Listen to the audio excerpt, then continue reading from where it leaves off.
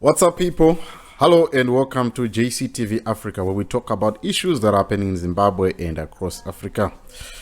Today we are looking at what the Speaker of Parliament, Mr. Jacob Mudenda, said.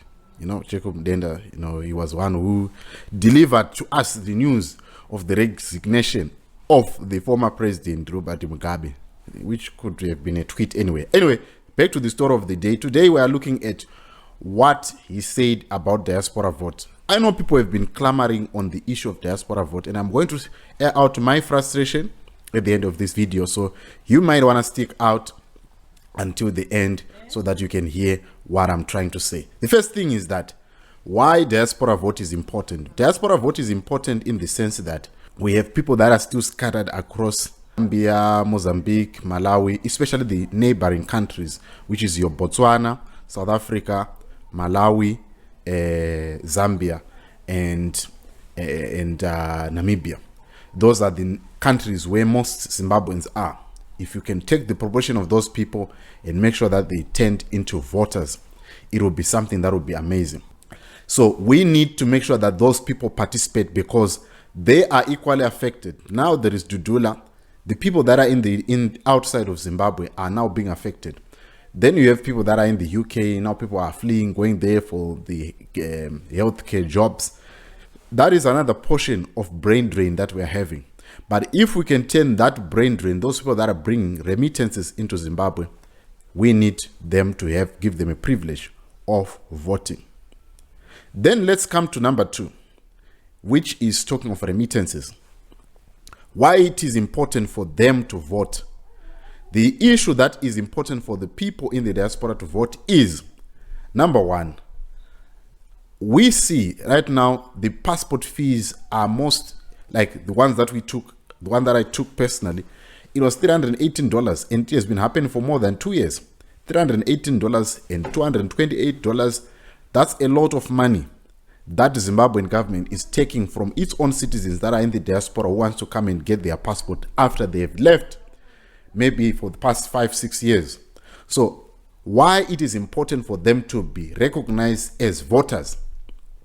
Why take their money for their passports if you can't allow them to vote? It's unheard of. So it is important. In fact, it has been long overdue. It was supposed to have been done long back because you can't be taking our money for passports. The passports, they've been in the 150s, 100 and something from time immemorial, even the time of Mugabe. You wanted to get a quick passport, you have to pay a hefty amount. Imagine this passport that you take here in South Africa, it's less than 1,000 rands, which is less than $100. But in Zimbabwe, it's more than that. So my question is, why take our money if you cannot offer us the opportunity for us to vote?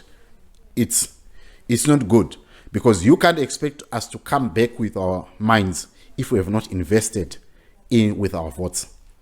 That's another issue. Then the other issue that Mr. Mudenda spoke about is the issue of delimitation process.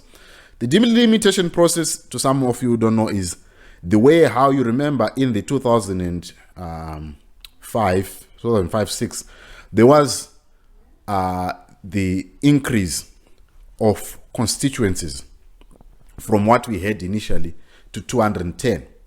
So what was happening was that delimitation process, it was done in a partisan way. ZEC, or the body that was electoral body then, did it in a partisan way in order to make sure that they populate the rural vote, the rural areas with a lot of constituencies more than the constituents that are in the cities, which is a problem. That will always work in favor of ZANU-PF because they control those areas and they can go and intimidate people using the chiefs. So what we then heard was that delimitation process was the consultation of the delimitation process was supposed to involve all party stakeholders that are participating in any vote in Zimbabwe. So that means that the delimitation process is supposed, not many people understand this, that 85% of Zimbabweans are not aware of the delimitation process. Isn't this amazing? Isn't this incredible that we don't know what is happening in our electoral process, in the delimitation process, and all these other things that are happening in our electoral process? Hence, we then find people, they are not willing to come out and go and vote because, one, we don't have enough voter education, and I think our parties are not doing enough to teach and to educate people in simple terms. Are we not saying that we are the most literate people in the world? Why are we not being taught these things by our party stakeholders? I think they are doing a disservice into our people, because the more we know about how important it is for our votes in the delimitation process, it is also an ammunition for us to go out there and vote. Then, my frustration that I want to aim. The people have been talking about the diaspora vote for quite some time. I think Chief Ndiweni has been speaking about this. He went to the UK government and said they must enforce the issue of diaspora vote. And one of his arguments was that you look at the Zimbabwean people that are outside Zimbabwe. They are more than the people of Lesotho. They are more than the people of Namibia. They are more than the people of Botswana. The people that are outside Zimbabwe, as we speak, they are more than the people of Lesotho, people of Namibia, people of Swaziland. Like, it's crazy how we are so many outside of Zimbabwe, and yet we're not allowed to vote.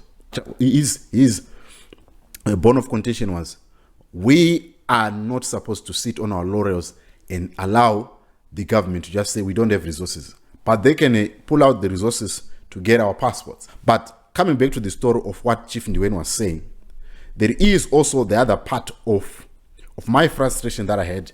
I tried to have an interview with 3 of the lawyers that came out just before 2018 elections and advocated for the diaspora vote, and they took it to the High Court of Zimbabwe, and the case was dismissed because the government said they don't have resources. And my question is, why did they stop? Why did they stop? Because if you had a case thrown, why don't you, pursue other? I don't know, like, maybe I'm not a legal person, but I thought that you could, hire someone and go and pursue it, because personally, I felt that if we kept on probing from 2018, yes, people were caught up in the Mavi and the Constitutional Court and everything, but people forgot the important thing. The diaspora vote was one of the bone of contention, and it was very important because the people that are still in diaspora are very, very too much. So it means that we failed ourselves as a country to pursue this issue from 2018, 2019, 2020, when Vana Kupe were going to court with Mashavira and, until they got the MDC.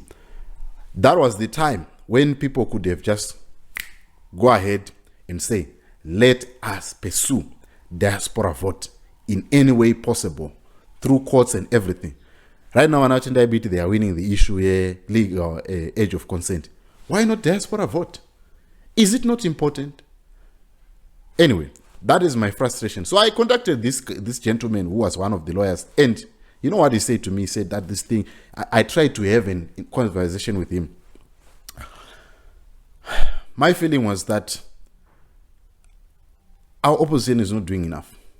You are not doing enough, guys. You need to step up, make sure that you pursue these issues, educate people more on what they can do, because these are the same people that those are the people that are going to vote for you. So if you are not going to educate them, how do you expect them to understand how the electoral law works, how the delimitation works, how they can pursue the diaspora vote? We can't be waiting on one party to push that. So please, guys in the opposition, whether you're in Build Alliance Zimbabwe or push for diaspora vote, because if you are the one who has won the diaspora vote, definitely people are going to vote for you because you've advocated for change. So anyway, that's all that I have for you. Tell me what you think about this whole issue of diaspora vote. I would love to see it happening because it will assist us in getting the change that we need faster in Zimbabwe. Until I meet you next time, please stay well, and I'm out.